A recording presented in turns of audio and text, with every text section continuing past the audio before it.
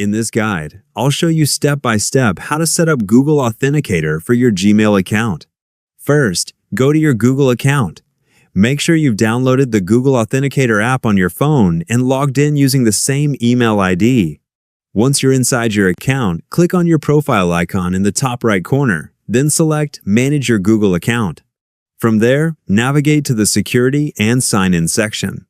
Scroll down until you find the option called Google Authenticator and click on it. Next, click on Set up Authenticator to begin the setup process. You'll now see a QR code displayed on your screen. Open the Google Authenticator app on your phone and use it to scan the QR code.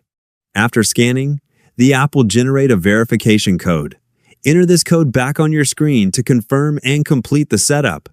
Once verified, Google Authenticator will be successfully linked to your account, providing an additional layer of protection every time you sign in.